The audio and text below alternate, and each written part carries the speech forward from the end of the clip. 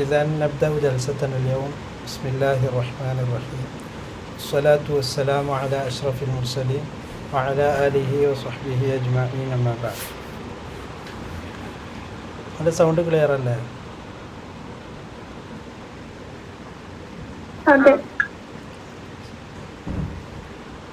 അപ്പോൾ ഇൻഷാ അല്ലാഹ് നമ്മുടെ ഫസ്റ്റ് ലെവല് കഴിഞ്ഞിരിക്കുകയാണ്. നമ്മുടെ നഹ്വിൻ്റെ കോഴ്സിലെ ഏകദേശം ഒരു 40% എന്ന് നമുക്ക് പറയാൻ പറ്റും. ഏറാബിൻ്റെ അലാമത്തുകളും അതേപോലെ തന്നെ അസ്ലിയായതും ഫറഇയായ അലാമത്തുകൾ മനസ്സിലാക്കുക. അതായത് ഏറാബ് എങ്ങനെ എന്നുള്ള ചോദ്യത്തിനാണ് നമ്മൾ ഉത്തരം കൊടുത്തിട്ടുള്ളത്. ഇനി എന്തുകൊണ്ട് എന്നുള്ള ചോദ്യത്തിനാണ് നമ്മൾ ഉത്തരം കാണേണ്ടത്.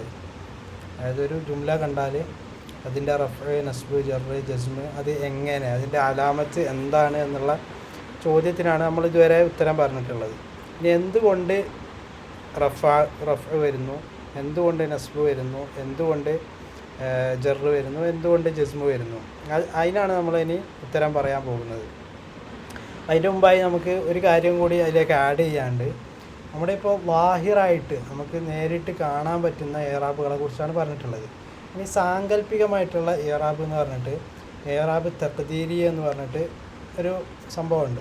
ഇൻഷാ അല്ലാഹ് അത് നമുക്ക് അതും കൂടി അതിലേക്ക് ആഡ് ചെയ്താൽ ആ ഏറാബിൻ്റെ ഭാഗം നമുക്ക് മൊത്തത്തിൽ പൂർണ്ണമാക്കാം ഇൻഷാ അല്ലാഹ്. അപ്പോൾ അതിനു മുമ്പായിട്ട് നമ്മൾ ഒരു ടെസ്റ്റ് ഗ്രൂപ്പിൽ ഷെയർ ചെയ്തിരുന്നു ഇതുവരെ കഴിഞ്ഞ ക്ലാസ്സിൻ്റെ. അപ്പോൾ ഏകദേശം 41 ആളോളം അത് റെസ്പോൺസ് ചെയ്തിട്ടുണ്ട് മാഷാ അല്ലാഹ്. അതിൽ തന്നെ ആവറേജ് 7ൻ്റെ മുകളിലുണ്ട് മാഷാ അല്ലാഹ്. അപ്പോൾ എല്ലാവർക്കും ഏകദേശം എല്ലാവർക്കും പറഞ്ഞ കാര്യങ്ങൾ മനസ്സിലാവുന്നുണ്ട് എന്നാണ് അതിൽ നിന്ന് മനസ്സിലാവുന്നത്. അപ്പോൾ നമ്മൾ ഈ ഒരു ക്വസ്റ്റ്യൻസ് ഒന്ന് റിവ്യൂ ചെയ്യുകയാണെങ്കിൽ ചിലർക്ക് സംശയങ്ങളുണ്ടാകും എന്തുകൊണ്ട് അങ്ങനെ ഉത്തരം വന്നു എന്നുള്ളത്. അപ്പോൾ ആദ്യമായിട്ട് ഈ ഒരു ക്വസ്റ്റ്യൻസ്, ഈ 10 ക്വസ്റ്റ്യൻസ് ഒന്ന് റിവ്യൂ ചെയ്യുക. അതിന് ശേഷം നമ്മൾ ക്ലാസ്സിലേക്ക് കടക്കാം. ഓക്കെ അല്ലേ എല്ലാവരും? ഓക്കെ. അപ്പോൾ ആദ്യത്തെ ചോദ്യം എന്ന് പറയുന്നത്, നമ്മൾ ചോദ്യങ്ങളൊക്കെ ഞാൻ ഗ്രൂപ്പിൽ വോയിസായിട്ട് അയച്ചിട്ടുണ്ട്. അപ്പോൾ കലിമത്തുൽ മുസ്തലഹാത്തി ഫി ഉദുറുസിൽ മുസ്തലഹാത്തി അന്നഹ്വിയ, ഉദുറുസ് അൽ മുസ്തലഹാത്ത് അന്നഹ്വിയ എന്നുള്ള ആ ഒരു ജുംലയിൽ മുസ്തലഹാത്ത് എന്ന കലിമത്ത് താഴെ വരുന്ന 3 ഓപ്ഷനിൽ ഏത് ഓപ്ഷനാണ് എന്നാണ് ചോദ്യം. അതായത് അത് ആ മുസ്തലഹാത്ത് എന്നുള്ളത് മൻസൂബും ബിൽ ഫത്ഹത്താണോ, മജ്റൂറും ബിൽ കസ്റത്താണോ, മൻസൂബും ബിൽ കസ്റത്താണോ എന്നുള്ളതാണ് ചോദ്യം. അപ്പോൾ ആ ഒരു ഇത് നമ്മൾ എടുക്കുകയാണെങ്കിൽ ഇതിന് ഉത്തരം ഏതാണ്? ഉത്തരം എന്താണ്? അതിൻ്റെ ഏത് ഓപ്ഷനാണ്? ഫസ്റ്റ് വണ്ണാണ്, സെക്കൻഡ് വണ്ണാണ്, തേർഡ് വണ്ണാണോ?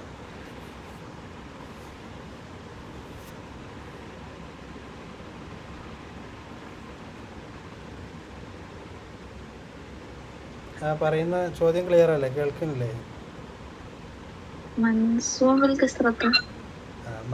ബിൽ കസ്റത്ത് എന്നുള്ളതാണ് കറക്റ്റ് ആൻസർ. അത് എന്തുകൊണ്ടാണ്? മഫ്ഊലിൻ്റെ സ്ഥാനത്താണ്. മഫ്ഊലിൻ്റെ സ്ഥാനത്ത് നമ്മൾ മൻസൂബും ബിൽ ഫത്ഹത്താണല്ലോ ഉണ്ടാവാറുള്ളത്.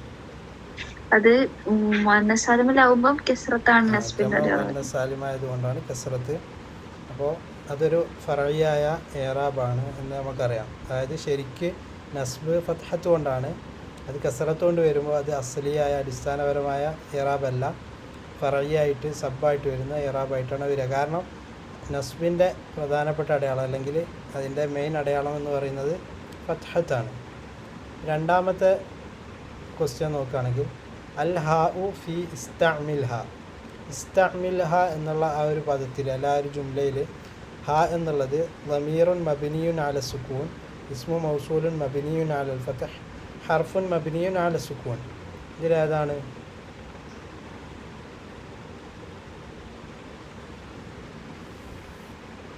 ളമീറുൻ മബ്നിയുൻ അല സുക്കൂൻ. അത് ളമീറാണെന്ന് നമുക്കൊക്കെ അറിയാം. സുക്കൂൻ എന്നുള്ളതാണ്, അവസാന അലിഫായതുകൊണ്ട് സുക്കൂനാണ്, ഫത്ഹല്ല. അതുപോലെ തന്നെ ഇസ്മു മൗസൂലല്ല, ഹർഫു അല്ല എന്ന് നമുക്കറിയാം. പിന്നെ അതേപോലെ അടുത്ത ചോദ്യം നോക്കുകയാണെങ്കിൽ കലിമത്തു ഇഖ്തലഫ ഫി ഇഖ്തലഫൽ മുസ്തഖിലൂൻ, ഇഖ്തലഫൽ മുസ്തഖിലൂൻ എന്നുള്ള ആ ഒരു ജുംലയിൽ ഇഖ്തലഫ എന്നുള്ള പദം എന്താണ്? മബ്നിയുൻ അൽ ഫത്ഹാണോ, മബ്നിയുൻ അൽ ദമ്മാണോ? മബ്നിയുൻ അൽ ഫത്ഹാണെങ്കിൽ ഫിഅലു അംറാണോ, ഫിഅലു മാദിയാണോ? അപ്പോൾ ഫിഅലു മാദിയാണ്. കാരണം ഇഖ്തലഫ എന്ന് പറയുകയാണെങ്കിൽ ആ ഒരു രൂപത്തിൽ അവസാനം ആ ഒരു വസ്നിൽ വരുന്നതൊക്കെ മാദിയായിരിക്കും. ഫിയൽ അമ്രാണെങ്കിൽ എങ്ങനെ വരിക? ഇഖ്തലിഫ് എന്നാണ് വരിക. അപ്പോൾ നമുക്കത് ഫിയൽ മാദിയാണെന്ന് മനസ്സിലാക്കാം. അതിനുശേഷം കലിമത്ത് അൽ മുസ്തഖിലൂന ഫി ഇഖ്തലഫൽ മുസ്തഖിലൂൻ. ഇഖ്തലഫൽ മുസ്തഖിലൂന എന്നുള്ള ആ ഒരു ജുംലയിൽ മുസ്തഖിലൂന എന്നുള്ള പദത്തിൻ്റെ ഇഅ്റാബ് എന്താണ്? അത് മൻസൂബുൻ ബിൽ വാവാണോ, മർഫൂഉൻ ബിൽ ഫത്ഹത്താണോ, മർഫൂഉൻ ബിൽ വാവാണോ? മർഫൂഉൻ ബിൽ വാവാണ്. ഇവിടെ വാവ് കാണാം. അതേപോലെ തന്നെ ജംഉ മുദക്കർ സാലിം ആയതുകൊണ്ടാണ് മർഫൂഉൻ ബിൽ വാവ്. അതിന് ശേഷമുള്ള ക്വസ്റ്റ്യൻ എടുക്കുകയാണെങ്കിൽ അലാമത്തുൽ ഇഅ്റാബി ഫി കലിമത്തി അൽ മുസ്തലഹാത്ത് ഫി തദ്രീസി അൽ മുസ്തലഹാത്ത് നഹ്വിയ. തദ്രീസുൽ മുസ്തലഹാത്തി അൻ നഹ്വിയ എന്നുള്ളടത്ത് മുസ്തലഹാത്തി എന്നുള്ളത് മജ്റൂറും ബിൽ കസ്റത്ത് കൊണ്ടാണല്ലോ. ആ കസ്റത്ത് ഫറഇയാണോ അസ്ലിയാണോ എന്നാണ് ചോദ്യം. ആ ജറ് അസ്ലിയാണോ ഫറഇയാണോ? അത് കുറേ ആൾക്കാർക്ക് കൂടുതൽ ആൾക്കാർക്കും തെറ്റു വന്നൊരു ചോദ്യമാണ്. അത് മനസ്സിലായില്ല എന്ന് വിചാരിക്കുന്നു. അപ്പോൾ ആ ജറ് കസ്റത്ത് കൊണ്ട് ഫറഇയാണോ അല്ല അസ്ലിയാണോ? അസ്ലിയാണ്. കാരണം ജറിൻ്റെ പ്രധാനപ്പെട്ട അസ്ലിയ അടയാളമാണ് കസ്റത്ത്. അപ്പോൾ ജംഉ മുഅന്നസ് സാലിം ആയതുകൊണ്ട് മാത്രം ഫറഇ ആവില്ല. ജംഉ മുഅന്നസ് സാലിം കാരണം തദ്രീസുൽ മുസ്തലഹാത്ത് എന്നുള്ളടത്ത് മുസ്തലഹാത്ത് മുദാഫ് ഇലൈഹിയാണ്. കാരണം നമ്മൾ പറഞ്ഞിരുന്നു 2 ഇസ്മ അടുത്തടുത്ത് വരികയും രണ്ടാമത്തെ ഇസ്മിൽ ഒന്നാമത്തെ ഇസ്മ അല്ലോ അല്ലെങ്കിൽ തൻവീനൊന്നും ഇല്ലാതെ വരികയും രണ്ടാമത്തേൽ അല്ലോട് കൂടെ വരികയും ചെയ്താൽ നമ്മൾ 2 ഇസ്മ അടുത്തടുത്ത് വരികയാണെങ്കിൽ രണ്ടാമത്തെ ഇസ്മ മുദാഫ് ഇലൈഹി ആയിരുന്നു നമ്മൾ പറഞ്ഞിരുന്നു. അവിടെ 3 എന്താണ്? 3 ഇസ്മാണ്. തദ്രീസ് എന്നുള്ള മസ്ദറാണ്. മുസ്തലഹാത്ത് എന്നുള്ളത് ജംഉ മുഅന്നസ് സാലിമാണ്. നഹ്വിയ എന്നുള്ളത് വേറൊരു ഇസ്മാണ്. അപ്പോൾ ഈ 3 ഇസ്മ അടുത്തടുത്ത് വരികയാണ്. നമ്മൾ പറഞ്ഞിരുന്നു ഇസ്മുകൾ അടുത്തടുത്ത് വരികയാണെങ്കിൽ 2 ഓപ്ഷനാണുള്ളത്. ഒന്ന് മുദാഫ് മുദാഫ് ഇലൈഹി അല്ലെങ്കിൽ സിഫത്ത് മൗസൂഫ്. അപ്പോൾ സിഫത്ത് മൗസൂഫ് ആണെങ്കിൽ ഒന്നുകിൽ 2ലും അൽഫ്ലാം ഉണ്ടാവും അല്ലെങ്കിൽ 2ലും ഉണ്ടാവില്ല. ഇവിടെ ഒന്നിലുണ്ട് ഒന്നിലില്ല എന്ന് വരുമ്പോൾ അത് മുദാഫ് മുദാഫ് ഇലൈഹി ആയിരിക്കും. അപ്പോൾ ഇവിടെ മുദാഫ് ഇലൈഹി ആയതുകൊണ്ട് ജറ് അതിന് അസ്ലിയ അടയാളമായ കസ്റത്ത് കൊണ്ടാണ്. അതുകൊണ്ടൊരു വ്യത്യാസമില്ല. അപ്പോൾ അലാമ എന്താണ്? അസ്ലി തന്നെയാണ്, ഫറഇ അല്ല എന്ന്. പിന്നെ അതിനുശേഷമുള്ള കലിമത്തു അഖദൈനി എന്നുള്ള പദം. അഖദൈനി എന്നുള്ള പദം ഇവിടെ എന്താണ് അതിൻ്റെ ഇഅ്റാബ്? അത് മജ്റൂറും ബിൽയാഇ ലിഅന്നഹു മിനൽ മുസന്ന. അതൊന്നും സംശയമില്ല എന്ന് വിചാരിക്കുന്നു. അതേപോലെ തന്നെ കലിമത്ത് അൽ അറബിയ ഫി നാതിഖീന ബിഗൈരിൽ അറബിയ. അൽ അറബിയ എന്നുള്ള പദം മജ്റൂറും ബിൽ കസ്റത്താണോ മൻസൂബും ബിൽ ഫത്ഹത്താണോ? മജ്റൂറും ബിൽ കസ്റത്താണ്. കാരണം അറബിയ എന്നുള്ള മുദാഫ് ഇലൈഹി ആണ് വന്നിട്ടുള്ളത്. ഇനി ഇതെന്തുകൊണ്ട് മുദാഫ് ഇലൈഹി ആയി എന്നുള്ളതൊക്കെ നമുക്ക് ഇനി വരാനുള്ള ചോദ്യമാണ് കേട്ടോ. ഇപ്പോൾ നിങ്ങൾക്ക് അലാമത്ത് അതിൻ്റെ അടയാളം മനസ്സിലായാൽ മതി. അതിന് ശേഷം അടുത്ത ചോദ്യം എടുക്കുകയാണെങ്കിൽ കലിമത്തു തഖ്തലിഫു ഫി അന്നൽ അറബിയത്ത് തഖ്തലിഫു അനിൽ ലുഗാത്തിൽ ഉഖ്റ. ഈ തഖ്തലിഫു എന്നുള്ള പദം ഫിഅൽ മുളാരിയാണോ, ഫിഅൽ മാദിയാണോ, ഫിഅൽ മുളാരിയാണോ? ഫിഅൽ മുളാരി ആണെങ്കിൽ മർഫൂഉൻ ബിൽ ദമ്മത്താണോ, മർഫൂഉൻ ബി സുബൂത്തിൻ നൂനാണോ? ഇവിടെ മർഫൂഉൻ ബിൽ ദമ്മത്താണ്. കാരണം ഇവിടെ നൂനൊന്നും നമുക്ക് കാണാനില്ല. പിന്നെ അതിന് ശേഷമുള്ളത് നോക്കുകയാണെങ്കിൽ കലിമാത്ത് എന്നുള്ള പദം. ഇതും കുറേ ആൾക്കാർ തെറ്റിച്ച ഒരു കാര്യമായതുകൊണ്ട് നമ്മൾ ഒന്നുകൂടി വിശദീകരിക്കാം. കലിമാത്ത് ഫി കൗനിൽ കലിമാത്തി അൽ മുസ്തലഹാത്ത് നഹ്വിയ വസർഫിയ കലിമാത്തിൻ വദീഫിയ. കൗനുൽ മുസ്തലഹാത്തി അൻ നഹ്വിയത്തി വസർഫിയത്തി കലിമാത്തിൻ വദീഫിയ. ഇവിടെ കലിമാത്ത് എന്നുള്ളത് മൻസൂബാണോ, മജ്റൂറാണോ, മർഫൂ ആണോ? ഇവിടെ ഉള്ളൊരു സാധ്യത എന്ന് പറയുന്നത് മൻസൂബാകാൻ എന്തെങ്കിലും സാധ്യതയുണ്ടോ, അല്ല മജ്റൂറാകാൻ എന്തെങ്കിലും സാധ്യതയുണ്ടോ, മർഫൂ ആകാൻ എന്തെങ്കിലും സാധ്യതയുണ്ടോ നോക്കുകയാണെങ്കിൽ നമ്മൾ കാന എന്നിവിടെ കാണുന്നുണ്ട്. കാനൻ്റെ മസ്തറാണ് കൗന് എന്നുള്ളത്. കാനക്കുള്ള എല്ലാ ഇഅ്റാബും, അതായത് കാന ഖവാത്തിനുള്ള ഇഅ്റാബുകളുണ്ടല്ലോ, അതായത് അതിൻ്റെ ഇസ്മു മർഫൂഉം ഖബർ മൻസൂബായിരിക്കും എന്നുള്ളത് കാനൻ്റെ എല്ലാ തസ്രീഫാത്തുകൾക്കും വരും. അതായത് കാന മാദി ആയാലും കാന യക്കൂനു ആയാലും കാനൻ്റെ മസ്തറായാലും കൗനായാലും ഒക്കെ ആ ഇഅ്റാബ് അതിന് കിട്ടും. അപ്പോൾ കൗനുൽ മുസ്തലഹാത്തി അൻ നഹ്വിയത്തി കലിമാത്തിൻ എന്നാണ് നമ്മൾ പറയേണ്ടത്. കലിമാത്തിൻ. കാരണം ഇവിടെ കലിമാത്ത് എന്നുള്ളത് ജംഉ മുഅന്നസ് സാലിമാണ്. ജംഉ മുഅന്നസ് സാലിമിൻ്റെ നസ്ബ് എന്ന് പറയുന്നത് ഫത്ഹത്ത് കൊണ്ടാണ്, അല്ല കസ്റത്ത് കൊണ്ടാണ്. സോറി, നസ്ബ്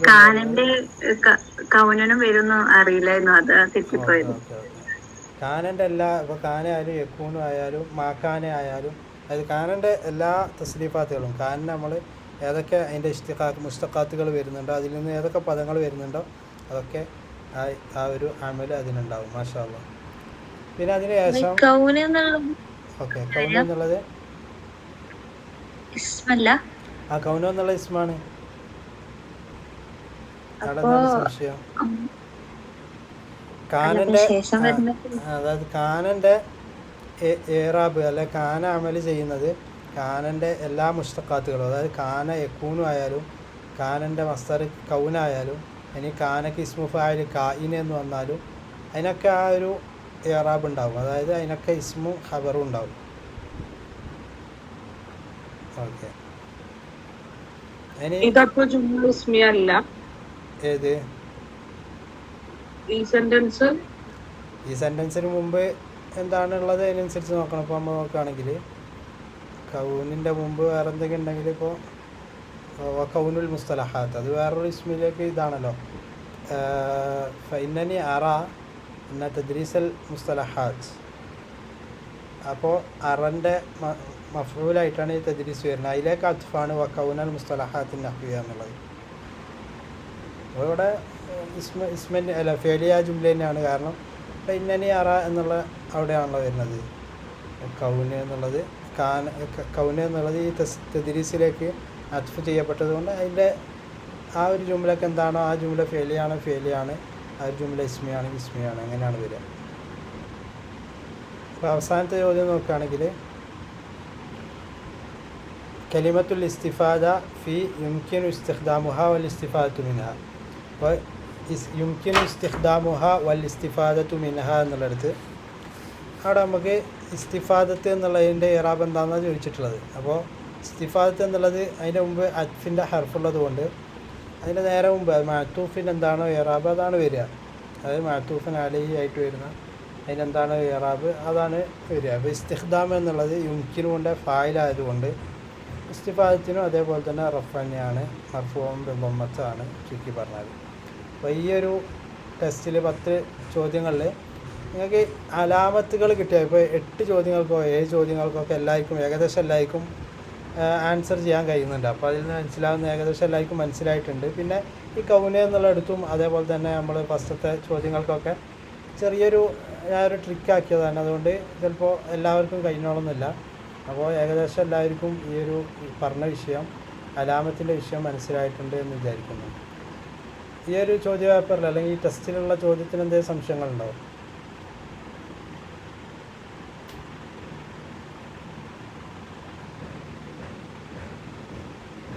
ഓക്കെ ആണെങ്കിൽ എല്ലാവരും ഒരു തംസപ്പ് വന്നാൽ നമുക്ക് ബാക്കി ക്ലാസ്സിലേക്ക് കിടക്കാം. ഓക്കെ.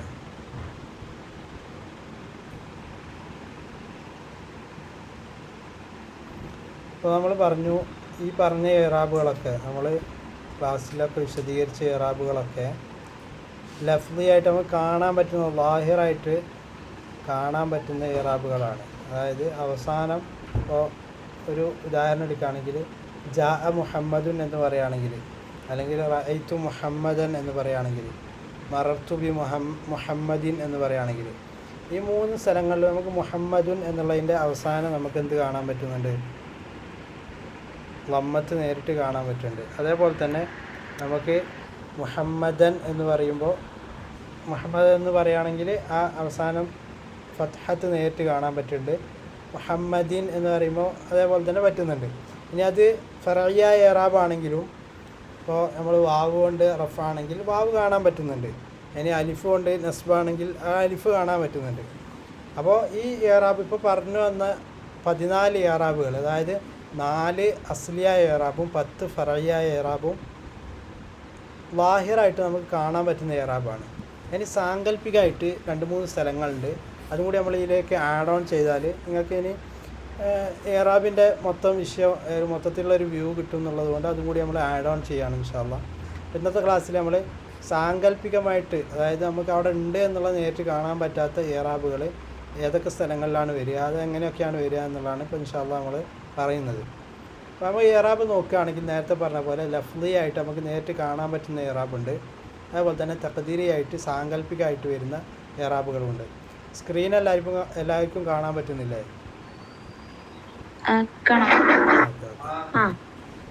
അപ്പോൾ ഈ ലഫ്ലിയായിട്ട് ലാഹിറായിട്ട് ഇങ്ങനെ കാണാൻ പറ്റുന്ന ഇറാബ് വരാതിരിക്കാൻ 3 സ്ഥലങ്ങളിൽ ഈ ലാഹിറായിട്ട് ഇറാബ് നമുക്ക് കാണാൻ കഴിയൂല. ആ 3 സ്ഥലങ്ങളെന്ന് പറയുകയാണെങ്കിൽ 1 തഅദ്ദുർ, 2 സിഖല്, 3 മുനാസബ. അതെന്താണെന്ന് നമുക്ക് പറയാം. അപ്പോൾ നമ്മൾ ഈ തഖദീരിയായിട്ട് സാങ്കല്പികമായിട്ട് വരുന്ന സ്ഥലങ്ങളെന്ന് പറഞ്ഞാൽ ഈ 3 സ്ഥലങ്ങളിലാണ് വരുന്നത്. ആ എങ്ങനെയൊക്കെയാണ് വരിക എന്നാണ് നമ്മൾ പറയാൻ പോകുന്നത്. അപ്പോൾ 1 തഅദ്ദുർ. തഅദ്ദുർ എന്ന് പറഞ്ഞാൽ നമുക്കത് സങ്കല്പിക്കാനേ കഴിയില്ല. അതൊരു മുസ്തഹീലായ കാര്യമാണ്, അസംഭവ്യമായ കാര്യമാണ്. അതായത് ഒരു ലാഹിറായ ഇറാബ് ഈ ഒരു ഹർഫിൻ്റെ മുകളിൽ വരിക എന്നുള്ളത് അസംഭവ്യമാണ്. രണ്ടാമത്തെ സിഖല്. സിഖല് എന്ന് പറഞ്ഞാൽ അത് പ്രയാസമാണ് വരൽ, അസംഭവ്യമല്ല, പക്ഷെ പ്രയാസമാണ്. മൂന്നാമത്തെ മുനാസബ എന്ന് പറഞ്ഞാൽ എന്താണെന്ന് നമുക്ക് വഴിയെ പറയാം. അത് ആ ഉദാഹരണം പറയുമ്പോൾ നിങ്ങൾക്ക് നല്ലോണം മനസ്സിലാവുള്ളൂ.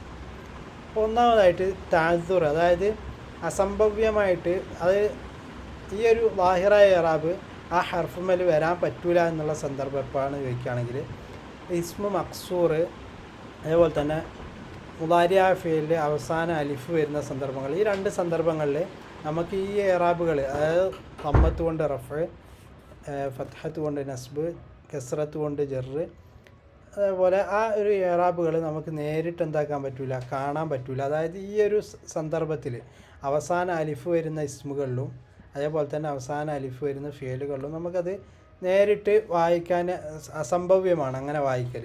അതെങ്ങനെയാണ് നിങ്ങൾ ചോദിച്ചാൽ, ഉദാഹരണമായിട്ട് പറയുകയാണെങ്കിൽ, ഇപ്പോൾ ഒരു ഉദാഹരണം പറയുകയാണെങ്കിൽ മുസ്തഫ എന്നുള്ളൊരു പദം പറയുകയാണെങ്കിൽ, ഇപ്പോൾ മുസ്തഫ എന്നുള്ള പദം പറയുകയാണെങ്കിൽ, ഇപ്പോൾ മുസ്തഫ എന്ന് പറയുമ്പോൾ മുസ്തഫ എന്നുള്ളത് അവസാനം അലിഫ് വരുന്ന ഒരു ഇസ്മാണ്. അതിനാണ് ഇസ്മു മക്സൂർ എന്ന് പറയുന്നത്.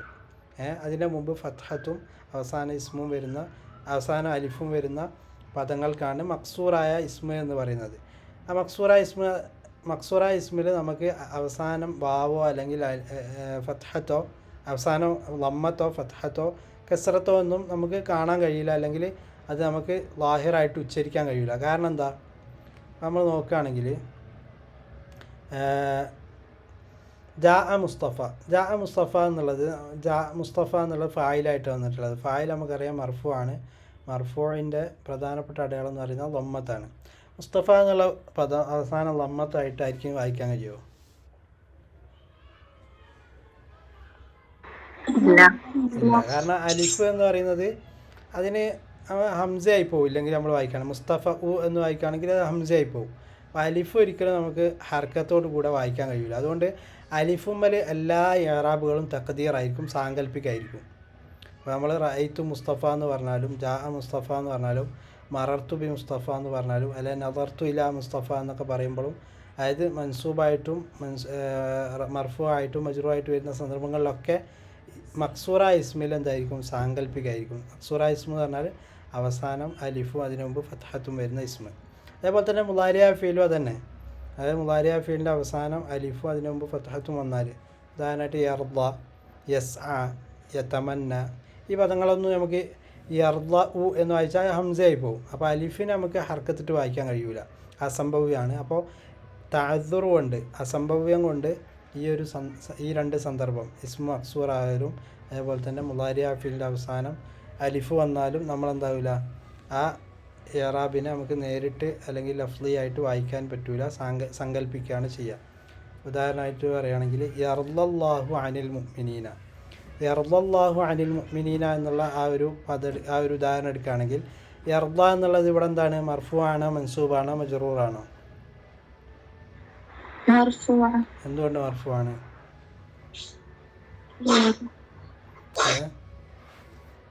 എന്തുകൊണ്ടാണ് മർഫു? അതിന് മുമ്പ് ജാസിമോ നാസിബോ ഒന്നും വരാത്തത് കൊണ്ട്.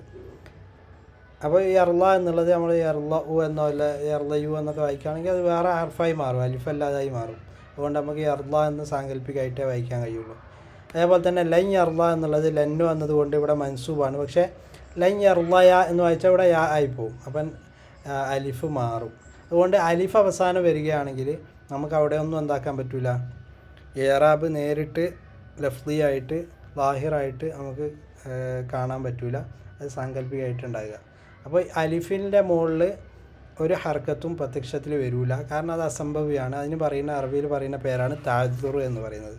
അത് വരുന്ന 2 സന്ദർഭം എന്ന് പറഞ്ഞാൽ ഇസ്മു മക്സൂർ, അതേപോലെ തന്നെ മുദാരിഅ ഫീലിൻ്റെ അവസാനം അലിഫ് വരിക. 2 അലിഫ് തന്നെ അവസാനം. ഇതിന് ഇസ്മു മക്സൂർ എന്ന് പറയും, ഇതിന് മുദാരിഅ ഫീലിന് പ്രത്യേകിച്ച് പേരൊന്നുമില്ല, അവസാനം അലിഫ് വരുന്ന മുളാരിയായ ഫീൽ എന്നും പറയും.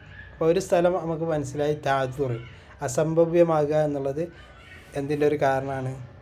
ഇറാബ് തഖ്ദീറായിട്ട് വരാനുള്ള ഒരു കാരണമാണ്. അത് വരുന്ന രണ്ട് സന്ദർഭമാണ് ഈ പറഞ്ഞത്, ഇസ്മു മക്സൂർ, അതേപോലെ തന്നെ മുളാരിയായ ഫീലിൻ്റെ അവസാനം അലിഫ് വന്നാൽ.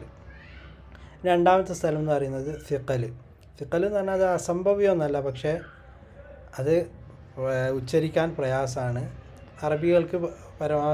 അറബികൾ പഴയ കാലത്ത് ഉച്ചരിക്കാൻ പ്രയാസമായതുകൊണ്ട് അതെന്തായിട്ടില്ല, നേരിട്ട് പറഞ്ഞിട്ടില്ല.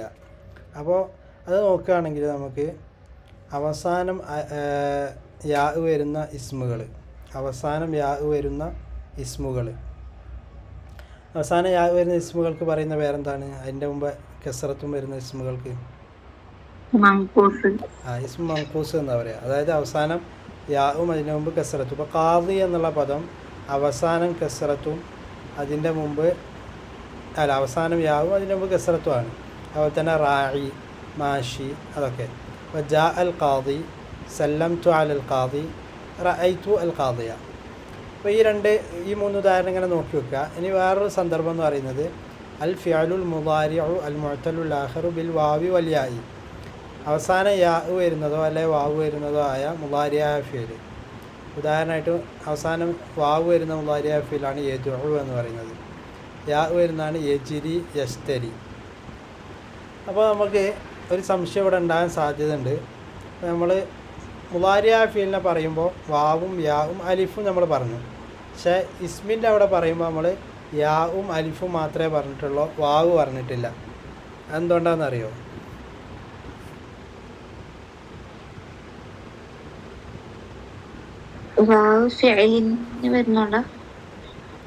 വാവ് അങ്ങനെ ഒരു പദം, അതായത് ഒരു പദത്തിന് അവസാനം വാവും അതിന് മുമ്പ് ലമ്മത്തുമായിട്ട് അറബിയിൽ ആകെ ഹുവ എന്നുള്ള പദമേ ഉള്ളൂ.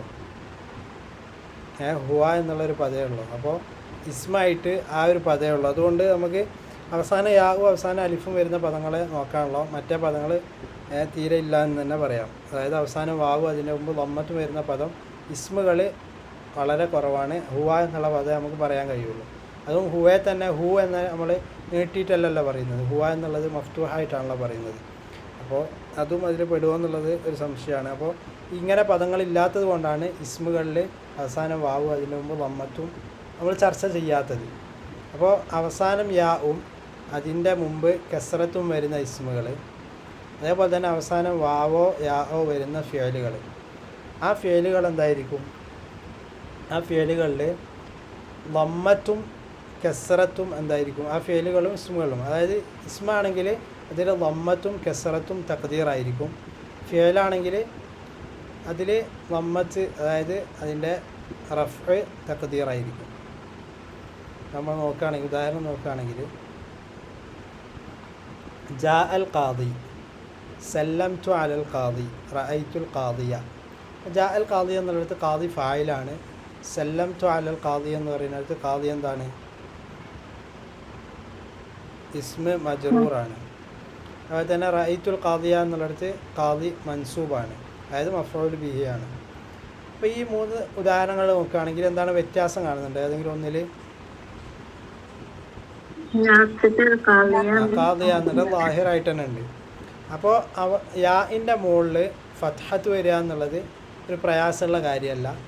യാഇൻ്റെ മുകളിൽ ലമ്മത്തോ അല്ലെങ്കിൽ യാഇൻ്റെ മുകളിൽ കസറത്തോ വരലാണ് പ്രയാസമുള്ള കാര്യമെന്ന് പറയുന്നത്. അപ്പോൾ ഇസ്മു മങ്കൂസിൽ തഖ്ദീരിയായിട്ട് വരുന്ന രണ്ട് സന്ദർഭമാണ്. അതായത് റഫ്ഇൻ്റെ സന്ദർഭത്തിലും ജറിൻ്റെ സന്ദർഭത്തിലും മാത്രമാണ് തഖ്ദീരിയായിട്ട് വരിക. നസ്ബിൻ്റെ സന്ദർഭത്തിൽ ലാഹിറാണ്. അതേപോലെ തന്നെ നമ്മൾ മുദാരിയ ഫീൽ എടുക്കുകയാണെങ്കിൽ മുദാരിയ ഫീലിൽ ജറില്ലാത്തത് കൊണ്ട് നസ്ബും റഫും നോക്കിയാൽ മതി. അപ്പോൾ യദ്ഉ എന്നുള്ളടത്ത് യദ്ഉ എന്നുള്ളത് റഫാണ്. ആ റഫ് സാങ്കല്പികമാണ്, അതായത് വാവിൻ്റെ മുകളിൽ സാങ്കല്പികമായിട്ടുള്ള റഫാണ്.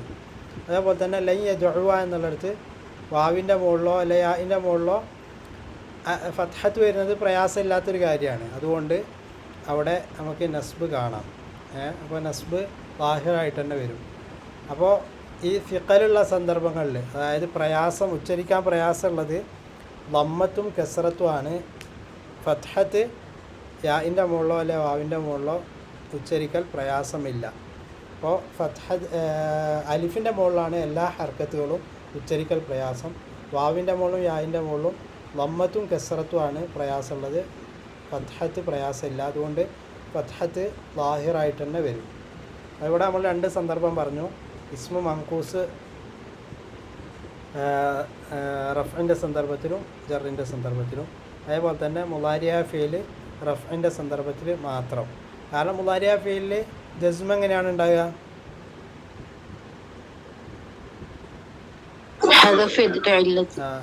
ഹദ്ഫു ഹർഫിൽ ഇല്ലത്താണ്. അത് നമ്മൾ ഫറയ്യായ അടയാളത്തിൽ എണ്ണി. കാരണം ആ കളയിൽ നമ്മൾ നേരിട്ട് കാണുന്നുണ്ട്. അതുകൊണ്ട് അവിടെ സാങ്കല്പികമല്ല.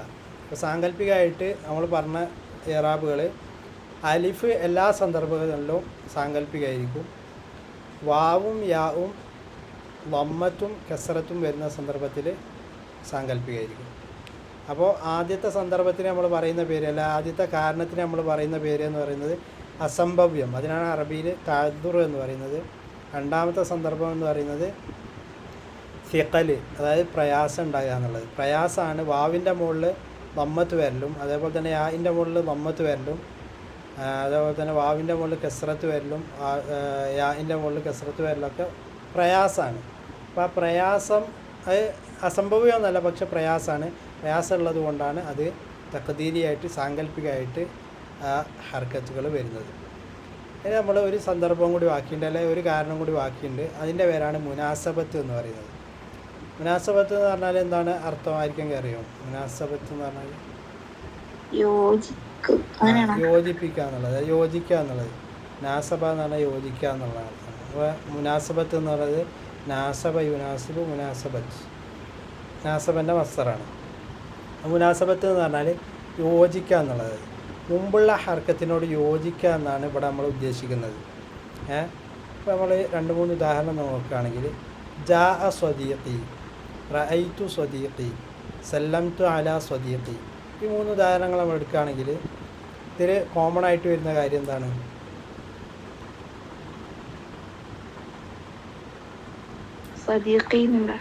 സ്വദീഖി എന്നുള്ളതിന് ഒരു വ്യത്യാസം വരുന്നില്ല. അതായത് ജാഅൻ്റെ ഫായിലായിട്ടാണ് ആദ്യത്തേതിൽ സ്വദീഖി എന്ന് വന്നിട്ടുള്ളത്, രണ്ടാമത്തേതിൽ റഅയ്തു സ്വദീഖി എന്നുള്ളത് മഫ്ഊലായിട്ട് വന്നിട്ടുള്ളത്, മൂന്നാമത്തേത് സല്ലംതു അലാ സ്വദീഖി എന്നുള്ളത് മജ്റൂറായിട്ട് വന്നിട്ടുള്ളത്. പക്ഷേ 3 സന്ദർഭങ്ങളും സ്വദീഖി എന്നുള്ളതിന് വ്യത്യാസമൊന്നും വന്നിട്ടില്ല. സ്വദീഖി എന്നുള്ളത് മബ്നിയാണോ? സ്വദീഖി എന്നുള്ള പദം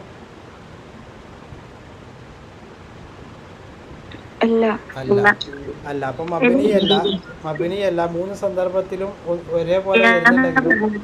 ഒരേപോലെ വരുന്നുണ്ടെങ്കിലും മബ്നിയല്ല. പിന്നെന്താണ്? സ്വദീഖി എന്നുള്ളത് ഒറ്റ പദാണോ അല്ലെ 2 പദാണോ? 2 പദം. 2 പദം എന്ന് പറഞ്ഞാൽ ഏതൊക്കെയാണ്? ഒന്ന് ലമീർ, ഈ എന്നുള്ള ലമീർ. ആ ലമീറിന് പറയുന്ന പേരെന്താണ്? യാ ഉൽ മുതകല്ലിം. അപ്പോൾ ആ യാ ഉൽ മുതകല്ലിം വരുന്ന സന്ദർഭങ്ങളിൽ യാ ഉൽ മുതകല്ലിമിലേക്ക് ഒരു ഇസ്മിനെ ഇദാഫത്ത് ചെയ്താൽ അവിടെയൊക്കെ ഇറാബ് തഖ്ദീരി ആയിരിക്കും. കാരണം എന്താണ്? നമ്മൾ അല്ലാതെ ഒന്ന് വായിച്ചു നോക്കുകയാണെങ്കിൽ ജാ സ്വദീഖു പിന്നെ ഒരു യാ അല്ലേ?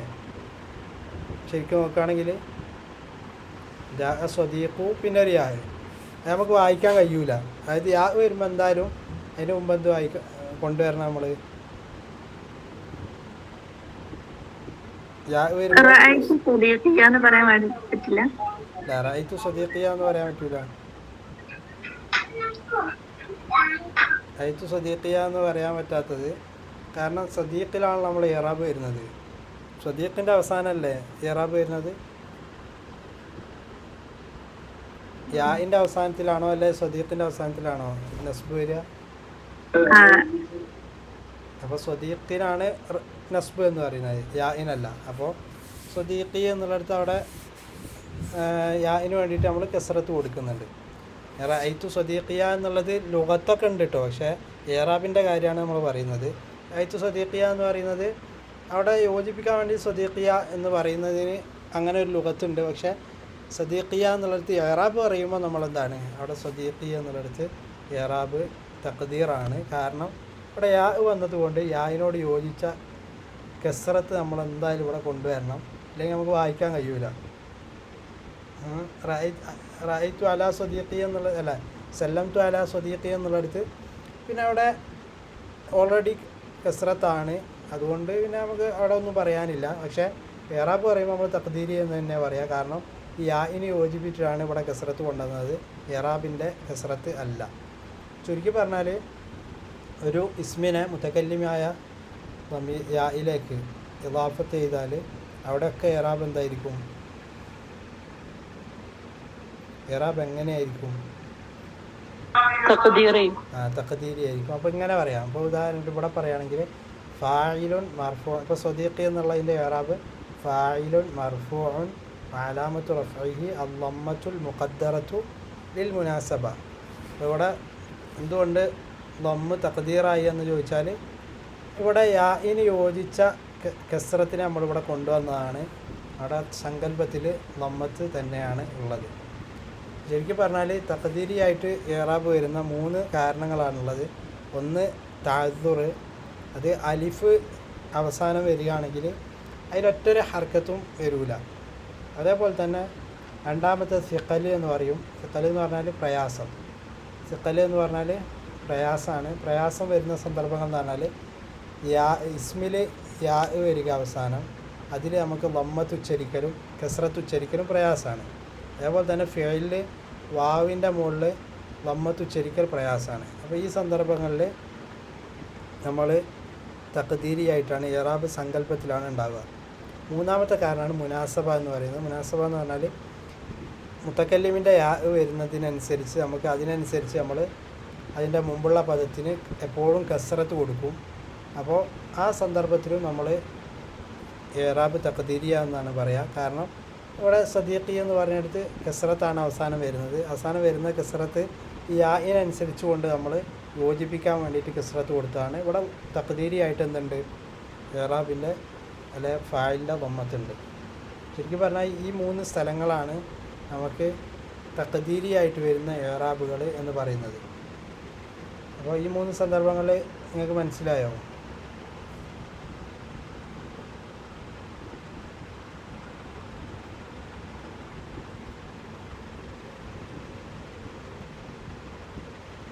ഓക്കെ. നമ്മൾ ആ ഗ്രൂപ്പിൽ അയച്ചിട്ടുള്ള ആ ഒരു ജദ്വൽ എടുക്കുകയാണെങ്കിൽ ഇതിൽ നമുക്ക് ദമ്മൽ മുഖദ്ദറ എന്ന് കാണാം. ദമ്മൽ മുഖദ്ദറ. അപ്പോൾ ദമ്മൽ മുഖദ്ദറ വരുന്ന സന്ദർഭങ്ങൾ ഏതൊക്കെയാണെന്ന് ചോദിച്ചാൽ മുളാരിയ ഫീലിൻ്റെ അവസാനം മുഅ്തലുൽ ആഖിർ, അതായത് അവസാനം മുളാരിയ ഫീലിന് ഏത് ഇല്ലത്ത് വരികയാണെങ്കിലും അതിൻ്റെയൊക്കെ ദമ്മത്ത് മുഖദ്ദറായിരിക്കും. ഇപ്പോൾ യഹ്ദി എന്നാണെങ്കിലും യദ്ഉ എന്നാണെങ്കിലും അതേപോലെ തന്നെ അലിഫാണെങ്കിലൊക്കെ എന്തായിരിക്കും? മുളാരിയ ഫീലിൻ്റെ അവസാനം ഏത് ഇല്ലത്തിൻ്റെ ഹർഫ് വരികയാണെങ്കിലും എങ്ങനെയായിരിക്കും? ഇറാബ് തഖ്ദീറായിരിക്കും. അതേപോലെ തന്നെ മക്സൂർ ആയാലും മങ്കൂസ് ആയാലും, മക്സൂർ എന്ന് പറഞ്ഞാൽ ഒരു ഇസ്മിൻ്റെ അവസാനം അലിഫ് വരിക, മങ്കൂസ് പറഞ്ഞാൽ ഒരു ഇസ്മിൻ്റെ അവസാനം യാ വരിക. അപ്പോൾ റഫ്അ് അവിടെയൊക്കെ തഖ്ദീറായിരിക്കും. നമ്മൾ വേറെ ഫത്ഹത്ത് തഖ്ദീറായിട്ട് വരുന്ന 2 സന്ദർഭമാണുള്ളത്. ഒന്ന് മക്സൂറായ ഇസ്മ് വരികയാണെങ്കിൽ, ഇപ്പോൾ മക്സൂറായ ഇസ്മിൽ ഫായിലായിട്ട് വരികയാണെങ്കിൽ മക്സൂറായ ഇസ്മ് മഫൂലായിട്ടോ അല്ലെ നസ്ബിൻ്റെ സന്ദർഭത്തിൽ വരികയാണെങ്കിൽ, അപ്പോൾ വൈദ് വാഅദന മൂസ എന്നുള്ളിടത്ത് വാഅദനൻ്റെ മഫൂലായിട്ടാണ് മൂസ വരുന്നത്.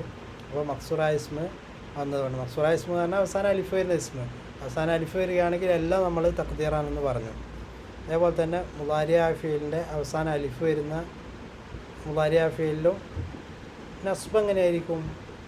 തഖ്ദീർ തന്നെ ആയിരിക്കും. അപ്പോൾ വലൻ തർദ അൻകൽ യഹൂദ്, വലൻ തർദ അൻകൽ യഹൂദ് എന്ന് പറയുന്നിടത്ത് ലന്നിന് ശേഷം തർദ എന്നുള്ളത് മൻസൂബ് നസ്ബ് എന്തുകൊണ്ടാണ്? ളാഹിർ മുഖദ്ദറായ ഫത്ഹത്ത് കൊണ്ടാണ്. അതായത് തഖ്ദീരിയായ അവിടെ ഫത്ഹ സാങ്കല്പികമാണ് എന്ന് ചുരുക്കി പറഞ്ഞാൽ. ഇനി ജറ് മുഖദ്ദറായിട്ട് വരുന്ന 2 സന്ദർഭം മക്സൂറായ ഇസ്മ, അതായത് അവസാനം അലിഫ് വരുന്ന ഇസ്മ, ഉലായിക അലാ ഹുദൻ മിർ റബ്ബിഹിം. ഹുദൻ എന്നുള്ളിടത്ത് അവസാനം അലിഫുമൽ തഖ്ദീരിയായിട്ടാണ്. അതുപോലെ തന്നെ മങ്കൂസായ ഇസ്മാണെങ്കിലും ഇന്നക ബിൽ വാദി എന്നുണ്ടാവും അവിടെ. ഇന്നക ബിൽ വാദി അൽ മുഖദ്ദസി തുവ. ഖുറാൻ്റെ എഴുത്തായതുകൊണ്ട് യാ ഇല്ലാത്തതാണ്. ഇന്നക്ക ബിൽ വാദിൽ മുഖദ്ദസ് വാദി എന്നുള്ളിടത്ത് അവിടെ കസ്റത്ത് മുഖദ്ദറായിട്ടാണ്.